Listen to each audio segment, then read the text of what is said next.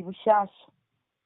nimba hari ikiganiro atarabyigana cy'umwe mu bapasiteri nigeze numva yaravuze ngo abagore ntibige kubaho nk'indaya mu ngo zabo, bige kuba bafite isuku, bige guteka, bige kumva abagabo, bige kubatega amatwi, ariko bige kubabaza uko biriwe mu kazi, bige buri kintu cyose. hari ijambo uvuze ryiza pe, wenda uwaryumva yaryumva nabi ndetse n'ikiganiro niko nacita. Iryo jambo uvuze pe, iryo jambo uvuze ni ijambo ryiza cyane. Abagore ntibige kuba nk'indaya mu ngo zabo kugira zubakwe. Nta ndaya yirirwa uri kubwira umugabo ngo ntacyo umaze. Nta ndaya yatuka umugabo. Nta ndaya yatuka umugabo ngo ntacyo umaze, ngo ubundi umaze iki kandi yazanye amafaranga. Hashoboka se kandi aramuhahira. none wowe umugabo uba mu nzu yiwe yubatse. Nubwo atazana amafaranga uyu munsi ejo azayazana ngo ejo bundi kuyabura birumvikana, ariko muha agaciro nk'umugabo. Ni ukuvuga ngo ibuka ko n'inzu ubamo niwe wayubatse. Ibuka n'iyo ko we igihe mubana wamubonagamo ubushobozi bwuzuye. Niba hari icyahindutse rero bwa bushobozi bukagabanuka, menya ko hari icyahindutse, ariko iyo gihari mu rugo umugabo yakwitayeho uko ashoboye. Ijambo uvuze ni ijambo ry'umunsi rwose. Abagore nikuze rero mwese mudahwema gukurikira Emmy, kuko mubizi nk'uko musanzwe mubizi. Ejo bundi twakoze ikiganiro cyiza muragikunda cyane, muravuga ati uyu muntu rwose turamukeneye cyane cyane. Reka manze yabibwira, ubushize ntabwo yabibwiye. Watangira wibwira abadukurikiye. Aramutse neza, nitwa Tuyishime Alice Gabriela.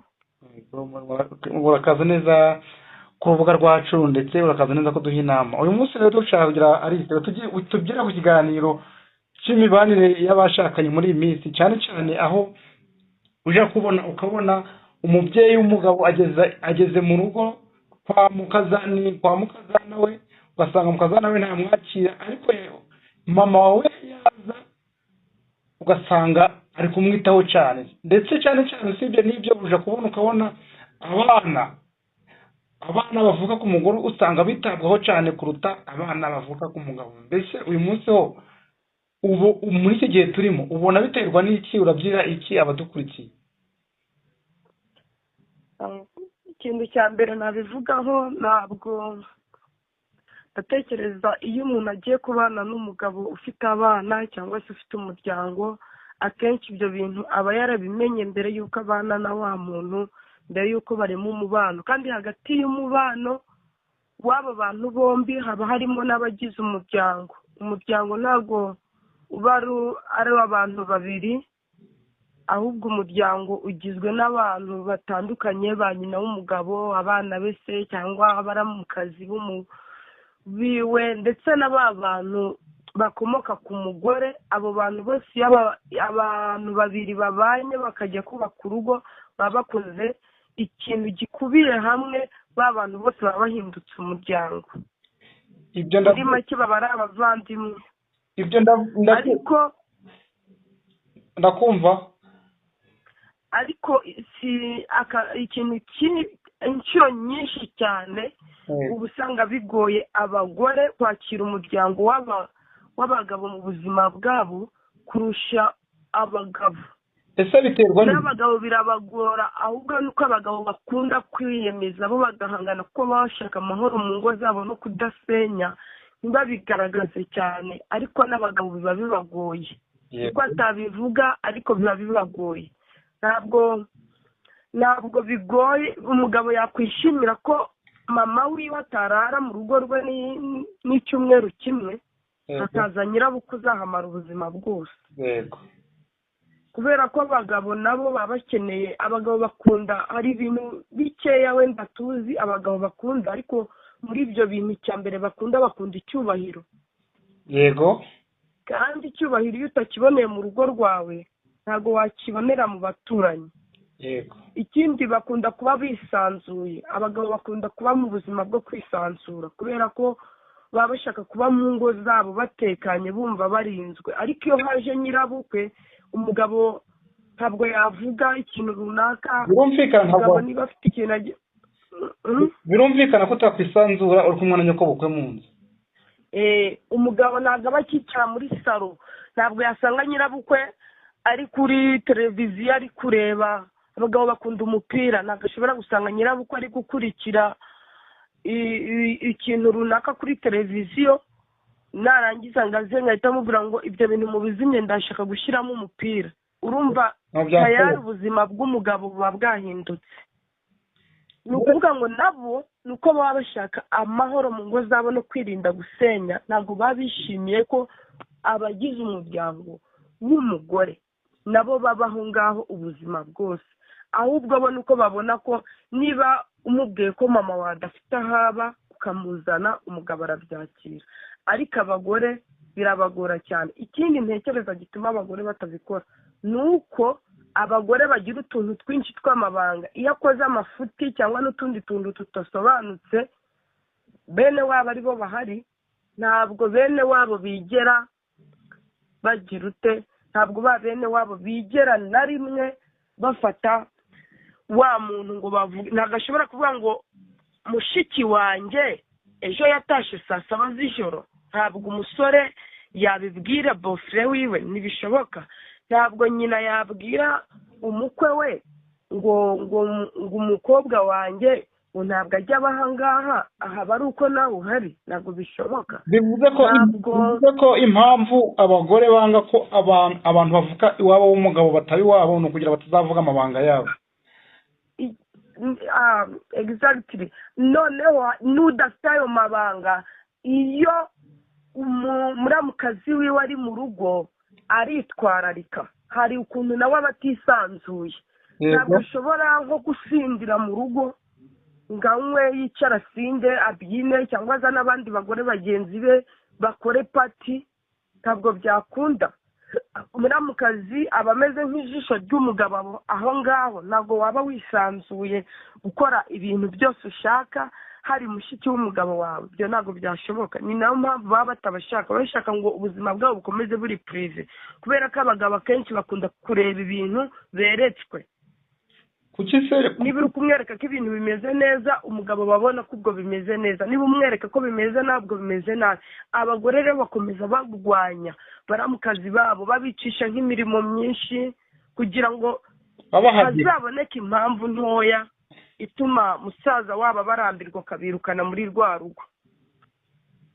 Kuki se abagore bifuza ko baduhagika? None we wagira inama abagore bameze gutyo, wabagira inama iyihe?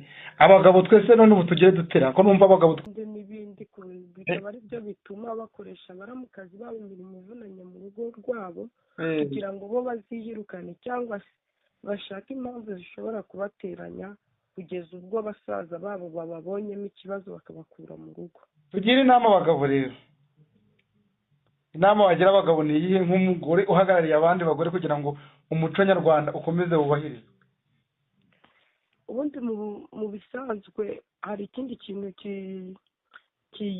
gihari, ni uko urugo kubaka urugo bitandukanye na experience. Aho kubaka urugo ni ukuba umugore igihe cyose, kuba umuntu ari umugore mu rugo. Waba ufite urugo waba udafite urugo, kubana n'umuntu ntabwo bisaba experience, ahubwo bisaba kuba uzi umuntu mubana kandi no kwemera kote yawe. Niba ikintu nongeye nasaba abagabo ni kimwe, niba kuko akenshi usanga abagabo bafite baramukazi babo cyangwa se imiryango y'umugore mu rugo bakunda gutaha bwije kuko babona ntabwo iyo si bayisansuyemo. Akenshi usanga bajya no hanze yo mu rugo, ushobora no gusanga uwo mugabo yisanze yarataye urugo kubera ko byaramubangamiye, we ntiyabivuga kuko adashaka kubabaza umugore. Birumvikana rega, ntabwo twumvikana, ntabwo wakwisanzura. Urasanga baramubawe mu rugo, baramukazi bawe mu rugo, nyoko bukwe nk'ukuntu nyine twaza tubivuga. Wakwisanzura ntabwo bishaka kubyumva babyita bamwe, wenda birashoboka kandi nk'imico cyangwa se n'ibindi, ariko numva umugabo haramutse habonetse ikibazo cyo kuba nyirabukwe atagira haba, mba numva umugabo yashaka ahantu baza babyumvikana n'umugore, bagashaka inzu bakavuga ati urabona barumuna bawe cyangwa se basaza bawe na mama wawe, reka tubashakire inzu yo kubamo niba batagira aho baba. Yego, tubashakire umukozi abiteho, tujye tubasura ariko bataje kwicara mu rugo rwacu. hari ikibazo kibaho rero, ugasanga ngo niba ufite nka mukazi wawe mutoya, ugasanga hagati aho bitewe n'ukuntu umukuru wawe yamukuzaniye tayari urebe nabi yahinduka umugore wenda ntabwo turi kumvikana. hari igihe uje gusanga ugasanga wenda wowe urarisi ufite murumuna wawe urabona niba ubyaye kabiri gatatu murumuna wawe aracari inkumi ugasanga wowe uramuzanye aho waje gusanga ugasanga ahindutse umugore wa kabiri w'umugabo wawe. ni ukuvuga ngo hari ibintu abagabo bakundana ntabwo wabivuga byose ngo birangize, ariko yaba ari umuntu haba ari umuntu ufite urugo, waba ari umuntu utabifite, yaba ari ugifite, wanabisoma no mu bitabo mu bintu abagabo bakunda icyubahiro, ariko ikintu kiza ku mwanya wa kabiri buri mugabo wese akunda ni segisi. kandi ntabwo byoroshye cyane kuba abagore bo ni abantu bagira igihe runaka bisaba, sinzi niba ubona gucana imbabura ni ikintu nko kubashitura, noneho afite abana, afite abantu benshi ari gukubira rwa rukundo, yazanye murumuna wiwe ufite umwanya wo kwiyitaho, ushoboye no kuba ari mu rugo akita ku mugabo wawe, akamutekera icyayi, akaba ari we umusasira, akibuka ko imyenda w'umugabo idateye ipasi, agakora buri kimwe cyose ngo kuko ari murumuna wawe, ukamuha inshingano zo kwita kuri wa mugabo. Abagabo iyo umweretse ko umwitayeho cyane akabibona, we iyo abibonye ahita akenera segisi, nta kindi akenera. kandi noneho n'igitsina gore cyo uko kimeze, iyo abonye nawe umuntu umwitaho yumva ari we uri kumupushinga aho ari, kuko wa muntu ariho aramukurura, undi we ariho aramusunikira ku ruhande. ni ukuvuga ngo umugore ntaba mu rugo, wenda urugero yumva we akaze mu rugo arakora, ariko ntabwo ibyo biba bireba abagabo ubundi n'umugabo ufite ubushobozi aba yifuza umugore we yaguma mu rugo, yataha akabona umuntu umwitaho.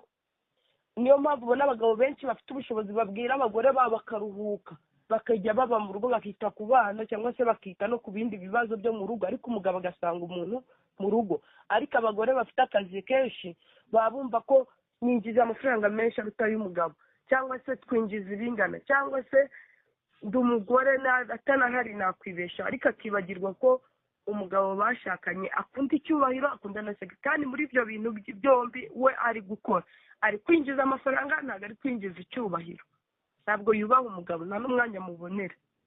na wa mwana murumuna we yazanye aba ari gukura, we afite umwanya. saa sita muri posi niwe wakira umugabo, niwe ubakira bombi, n'umugore bicaye nk'abicaye muri biro, bicaye muri salo, murumuna we baragenda we agakora, akabazanira ibyo kurya, yakoropye, yatetse, yagiye no mu kazi, yashobora kuba nawe afite akazi nako yagakoze, yabatereye ipasi, arabagaburira saa sita, anabagaburira nijoro. noneho umugabo atangira kubonamo wa murumuna we ubushobozi bwinshi no kuba ari we mugore kuruta wa mukuru we wirirwa yicaye. hari n'izindi ngeso bagira abagore benshi, usanga guhera ku wa mbere arwaye, agahora arwaye, giripe yaza akaba atashobora guteka icyayi. maji umugore ntabwo abasha gufura, ntabwo abasha guteka icyayi, ntiyabasha no gutera ipasi imyenda umukozi tureke na mwene nyina, umukozi yafuze ntabwo abasha no kuyitera ipasi. nta kintu na kimwe wa mugore ashoboye, no kuryama ntabyo ashoboye. urumva ararwaye, igare ko umuntu yakubwiye ko arwaye, nta kintu uri bumubaze, nta kintu wakwirwa uramubaza, nta kintu wamubaza keretse kumubaza niba yafashe imiti, kandi akakubwira ko ari akarwara koroheje atagiye kwa muganga karibukira. abagore bagomba kwiga gufokasinga ku nshingano z'abagore, yaba afite akazi yaba adafite akazi, agomba kuba umugore. kandi na Bibiliya iravuga ngo abagore bubahe abagabo.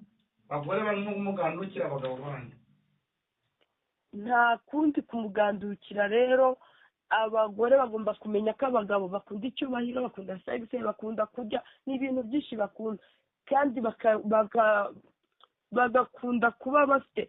ni ukuvuga ngo hari n'ikindi abagore bakora, ugasanga afite abana, umugabo yinjiza amafaranga mu rugo, umugore ntashobora kujyana abana ngo abaherekeze ku ishuri. ku byose ni umugabo. nibyo umugabo aba agomba kubikora. n'iyo umugore yaba ahembwa amafaranga, aba agomba gufata kuri ya mafaranga yiwe akayahereza umugabo. umugabo ari we winjiza menshi, bayakura kuri konti y'umugore, bayakura kuri konti y'umugabo, ariko umugabo aba agomba nawe gufata umwanya aho kugira ngo bifashishe barumuna babo, ba nyina wabo na ba muyomba wabo. Bakwiye kujya bifashisha nabo nk'umuryango. Umugore niba atajyanye abana ku ishuri, umugabo agatwara abana, akamenya ngo abana banjye bageze ku ishuri, na school fees narazishyuye, nzajya kubatora batashe. Abana bakabona iyo fatherhood, nabo bakayibona, baba bayikeneye, bakazajya bibuka ibintu bizima kuri papa wabo. Ariko iyo umugore avuga ngo mu rugo ninjiza 500, nikiye uri bishurira ishuri, papa wanyu nta kintu akora, abana bakura batubaha papa wabo. Ntabwo baba bamuziho ibintu runaka, gufata inshingano ntabwo baba bazi kuri se, kubera ko mama wabo mu rugo yamwambuye icyubahiro. N'abantu bari hanze muri sosiyete niko babibona. Abantu bagomba kumenya ko abagabo ikintu badakunda ni ugusuzugurwa. Icyo byagenda kose ni ugusuzugurwa. Ariko nanone nagira n'inama n'abagabo bakunda gusiga ingo bitewe n'ibyo bintu bakajya n'ahandi. N'umugore muzahura umunsi umwe azakubaha, umubwira ibintu byose abyikiriza akora ibiki, ariko buriya nawe mubanye icyo ni ikintu cyiza cy'umweru. Alice, icyo ni ikintu cyiza ngiye kukubaza. Ese urumva ibyo byose burya iyo umugabo asuzuguwe ni hahandi avuga ati n'ubundi urusoro rwandi gutahamo, akaba yaje gushaka uko yakwigenza uruhande. Ese buriya wabyira iki? Kugira hari icyo bavuga bati nangwa se ijambo twe tuvuze ngo bagabo ngo mugandukira abagore, ngo namwe ngo ndetse namwe abagore abagore nibo bagandukira. Sawa, murakoze cyane kudukosora. Ariko abagiye bashobora kugarurwa n'iki kiganiro tuvumvishe. Ese hagati aho umugore akoze iryo kosa ko agiye kwihana, yakora iki kugira ngo umugabo noneho agaruke? Niyegera mikoro. Hari uwagiye wari ushaka kugaruka, cyangwa se hari umugabo wagiye ariko umugore we yarazi ngo ibyo ari gukora ari kumushimisha, kumbi ari kurusenya. Ese wabyira iki umugore kugira ngo akore icyo kugira umugabo wagiye agaruke? Kuko mu kanya turavuga no ku bagabo. Ngewe ikintu nasaba umugore ufite umugabo wakoraga ibyo bintu, usigaye agenda wenda mu rugo, ibyishimo by'umugabo bitakiba mu rugo, biba hanze yo mu rugo rwe. Yego. Ikintu nasaba umugore icyo yahindura kurusha ibindi, yaba afite akazi, yaba afite ikintu, gushakira umwanya umugabo we. Kabisa. Ikindi akiga kubaha umugabo. Yego. Akiga gukunda umugabo we, kugandukira umugabo, kuko ubundi abagore ntabwo twe dufite, ntabwo Imana yanaturemye ngo dukunde, twebwe turago. Niba ukoze inshingano nk'umugabo mu rugo, egare ko ngomba kukugandukira, kubera ko uri umugabo mu rugo. Nayo mpamvu umugabo uwo ari we wese agomba gukora, agashaka imbaraga, agakoresha ubwenge, akanasenga Imana ikabimufashamo, ikamuha akazi, akabona ikintu akora cyinjiza.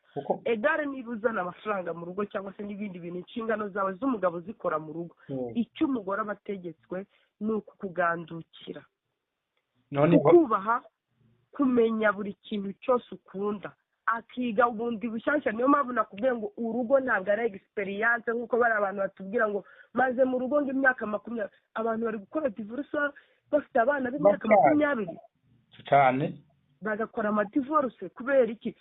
Bikanze ko bafite experience, kandi urugo ntabwo ari experience. Uko abagabo bagenda baba bakuru niko bagenda bakenera kuba mu buzima buryoshye. Yego.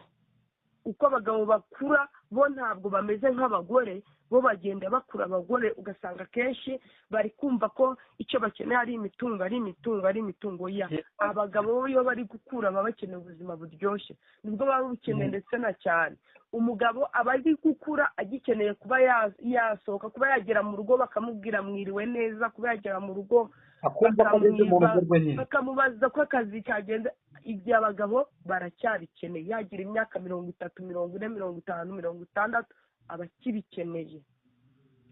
Niba utamwubaha rero kuko wamwubahaga mutarabyara, uba ugomba kumenya ko nta experience ufite mu rugo. Umugabo yihanganiye kuko mufite abana, rero kuba kinahakandagira umunsi umwe wonyine akiza mu rugo ni ukubera abana mufite.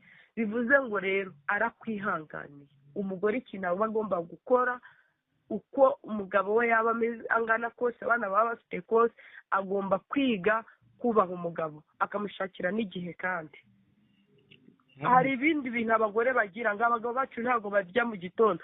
mu maresitora yose uyakozeho ubushakashatsi wasanga abafata breakfast mu maresitora yabo ari abagabo kandi bari mariye, kandi bafite n'abagore basize baryamye, bafite n'imitungo, basize n'abakozi mu rugo. umugore niba atabwiye umukozi ati umugabo wanjye wenda tubare ku bagabo banywa inzoga, umugabo wanjye afite akazi mu gitondo aragenda saa moya, umugabo yaraye afite amafaranga ye yaraye agiye, none umugabo ubwo yaraye anyoye arabwira umukozi ati muze gutogosa n'utuntu ari bufate mu gitondo.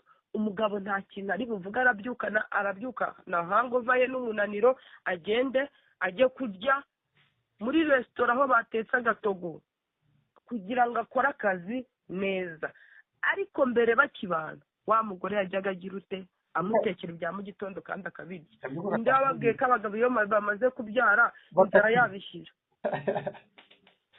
ariko kuki abantu nk'abo mutajya no mu rusengero gutanga ubuhamya nk'ubwo? twebwe ibyo bintu ni ibintu bibaho, ugasanga kurya rwose waba warabyibagiwe, ugasanga umugore avuga ngo ntabwo urya mu rugo kandi ikibazo niwe. oya, abagore benshi bakunda kwitwaza kumva arakubwiye ntabwo sheri wanjye ntabwo afata ibya mu gitondo, yamenyereye kurya saa sita cyangwa se yamenyereye kurya nimugoroba, kandi yarabibuze. ntabwo yajya mu masafuriya, nta nubwo yajya kukwibutsa ko ukeneye kumugaburira. impamvu adafata ibya mu gitondo afite ahandi hantu abifata. bamenye ubwenge rwose, bamenye abagore bagomba kwiga kwita ku bagabo babo nk'uko babitagaho na mbere hose. ikindi kandi umugore yaba ameze neza yaba atameze neza agomba gukurikirana, yaba ari umukire yaba atari umukire agomba gukurikirana ibintu biri gukorerwa umugabo we. niba murumuna wawe wamuzanye iwawe ngo agufashe katubyumve, ese uri kujya mu gikoni kureba murumuna wawe ibyo ari gukora? ese no guterura isorori ngo uyizane ku meza irimo ibyo kurya, uricaye uri kureba filime amaseri uri kuyahinduranya ngo urarwaye? no guterura amasorori mu gikoni ngo uyashyire ku meza birakunaniye? no kujya kwihamagarira umugabo ngo aze ku meza biramunanira? umugore ngo hamagara tutarunaka umubwira aze. ni ukuvuga ngo wowe uzi ko umugabo umufite ngo ni egisperiyanse. n'abadakora divorce bazikora mu ibanga. hari abantu bakoze amadivorce mu ibanga batagiye mu buyobozi ngo baregane, ariko bamara ukwezi badahurira mu buriri, cyangwa se buri wese aza akaryama akabyuka nk'uko abasirikare biteguye urugamba bameze, akajya abyuka nk'ugiye ku rugamba akagaruka nijoro. kubera iki? bamaze kwakira. ni nko kwakira ibyago nyine, ukavuga uti akaguru kanjye kacitse, kubaho nta kaguru ufite ni byiza. ariko si byiza, ahubwo ni uko uri gushaka kwimahoroniza. ibyo byago biba byaje niwe wabigizemo uruhare? biba byaje akenshi ubundi biba byatewe na nyirakazihamagarira. hari n'umugani baca ngo uwikubise ntiyihura, witeye nk'iyihoshya. njye numva rero abagore nabagira inama yo kongera, niba umugabo wawe yaragiye iga kumwubaha bundi bushyashya. hari ikiganiro cy'umwe mu bapasiteri migeze numva yaravuze ngo abagore ntibige kubaho nk'indaya mu ngo zabo, bige kuba bafite isuku, bige guteka, bige kumva abagabo, bige kubatega amatwi, bige kubabaza uko biriwe mu kazi, bige buri kintu cyose. hari ijambo uvuze ryiza pe, wenda uwaryumva yaryumva nabi, ndetse n'ikiganiro niko nacita. iryo jambo uvuze pe, iryo jambo uvuze ni ijambo ryiza cyane. abagore ntibige kuba nk'indaya mu ngo zabo kugira zubakwe. nta ndaya yirirwa uri kubwira umugabo ngo ntacyo umaze. nta ndaya yatuka umugabo. nta ndaya yatuka umugabo ngo ntacyo umaze, ngo ubundi umaze iki kandi yazanye amafaranga. hashoboka se kandi aramuhahira. none wowe umugabo uba mu nzu yiwe yubatse. nubwo atazana amafaranga uyu munsi, ejo azayazana ngo ejo bundi kuyabura birumvikana, ariko muha agaciro nk'umugabo. ni ukuvuga ngo ibuka ko n'inzu ibamo. niwe wayubatse. Ibuka n'iyo ko we igihe mubana wamubonagamo ubushobozi bwuzuye. Niba hari icyahindutse rero bwa bushobozi bukagabanuka, menya ko hari icyahindutse, ariko iyo gihari mu rugo umugabo yakwitayeho uko ashoboye. iryo jambo uvuze ni ijambo ry'umunsi rwose. Abagore ntibige kubaho nk'indaya. Iryo jambo uvuze babigendeyeho nta mugore watsinda, kuko nta ndaya inaniranywe n'umugabo yakiriye. None se wigeze buriya ikintu kinaniza abagabo ni kimwe. Mu rugo ahinduza 300,000 wenda urugero ku kwezi, noneho akahabura icyubahiro, akaba afite ahantu yinjiza 50,000 bikure muri ya 300. Ahantu yinjiza 50,000, aho hantu yinjiza 50 bakamwubaha. Hantu yinjiza 300 bakamusuzugura. Ahantu baryama mu nzu yubakishije imbaraga ze n'icyuya cye no mu mutungo we bakamusuzugura. Hantu yazanye abana hakitwa mu rugo bakamusuzugura. Akaza kwisanga hantu atigeze yubaka inzu yaho, atigeze akora buri kintu cyose, kuko uyu mugabo umwubashye. Niyo mpamvu mva umugabo yishuriye undi muntu inzu, kubera ko we akeneye kubahwa kandi bari kumwubaha. Ibyo ashaka ni ibyo byonyine, kumubona ko umugabo kumubona ko ari ufite ari ufite mbese ubundi umugabo niwe mutwe w'urugo. Urumva, kumubona ko nk'umutwe, utakimubona nk'igihimba cyangwa se nk'umurinzi. Ibyo byonyine bituma umugabo agira imbaraga, n'ibyo ashaka gukora byose bikagenda neza. Numva abagabo nta yindi mpamvu ibaye mu ngo zabo bafite icyubahiro, bahabwa na sexe nk'uko nabivuze. Abanyarwanda kenshi barumva bivugika nabi, bahabwa na sexe, bafite icyubahiro, bafite icyo kurya, barabagaburira, babitaho, umugabo nta kibazo. Inshuro nyinshi abagore bibwira ko bari kubaha abagabo kandi batari kubaha. Iyi minsi bo bari kugenda bakubita n'abagabo babo, aho kugira babe nk'indaya mu rugo bari kugera abakubitira mu rugo bakabakubita. Ntabwo ndiho ndakumva. Ntabwo nkumva neza. Ni ukubwira ngo aho kugira abagore babe nk'indaya mu rugo bubaha abagabo babo, nubwo wenda turi kubyita indaya, turi kubyita izina ribi, ahubwo abagore bo bafashe umwanzuro wo kuza bakubita abagabo nangwa se kubatuka ngo mwambwa. Hari ikintu cyaje ngo kiza ngo cyitwa ngo uburinganire, noneho biba bya bindi igihugu cyashatse ko abantu baringanira, bakazajya basangira ibyo bafite 50 kuri 50, cyangwa se bakavuga bati umugore nawe wakora ukagura igikoresho mu rugo, umugabo nawe yakora akakugira ikintu agira mu rugo. Kuko abantu babiri iyo bagiye kubana bavuga yuko bagiye kurushinga, bivuze ngo bombi baba bagiye kubaka, umwe aba agiye kubaka n'undi akubaka, bigahurira hamwe bigakora rwa rugo rwabo. None abagore babahaye bimwe, bavuga ngo bamuhaye butamu, we yihangenda. Leta yashatse ko umugore yubahwa, ntagakubitwe, ntagasuzugurwe, ntagakora ikintu. Noneho abagore bo barangije, aho kugira ngo bubahe bagandukire ba bagabo nk'uko Bibiliya ivuga. Niyo mpamvu umuryango w'urugo runaka ugomba gushingira ku myemerere y'itorero, bagandukira abagabo nk'uko ijambo ry'Imana ribivuga, cyangwa se no mu muco nyarwanda umugore yubaha umugabo. Ubundi turavuga ngo niyo waba udasenga urabizi ko umugabo ari uwo kubahwa. Niyo waba udasenga ntabwo bisaba amasengesho ngo ubimenye, umugabo aremanywe icyubahiro, uba ugomba kumwubaha. Rero bo barabyibagiwe, babyita ngo uburinganire. Ubu kuko umugabo ni ukuvuga ngo hari aho nigeze numva ngo umugore yikataguye, yifashe arikomeretsa kugira ngo afungishe umugabo. Aho rebo yaziye n'ibibazo. Hari aho numvise ngo umugore ajya kurega, bamubwiye bati nyabuneka kuki utatetse, wenda we yariye hanze wo mu rugo, akavuga ati ampoza ku nkeke, akajya kurega umugabo kuri ribu, bakahita bamujyana nyine, bakaba bamufunze nk'iminsi ngahe ngo babanze bakurikirane ibibazo. Birumvikana ntabwo ribu waje. Aho rero niho umugore abwira umugabo ati bya bindi abana bajyaga bavuga ati gakoreho bakwica, gakoreho mbone ncoto. Nawe rero ni ukuvuga ati mba wamabyiwe ibeshe mpamagare ribu kandi wakwibesha koko bagahamagara ribu kandi ribu yaza ikagutwara. bakora iperereza urimo, bakora iperereza urimo, kandi iperereza ririmo b'abana b'umugore yaroze mu mutwe bati papa wanyu n'imbwa nta kintu amaze, ririmo bya bintu byose. Iperereza ririmo wa mugore utaha bwije umugabo yavuga tuvuye agasakuza ati yaba we mu ntabara aranyishe. Iperereza se ubundi ukuri kuba kuri mu bantu babiri, ni wowe nyir'ubwite n'umugore. wowe nyir'ubwite n'umugore. Abagore ntibubaha abagabo babo aho tureba twebwe n'aho tutareba. Apana kuzajya batwereka ko bimeze neza mu ngo zabo abagabo babo barabagize imbwa.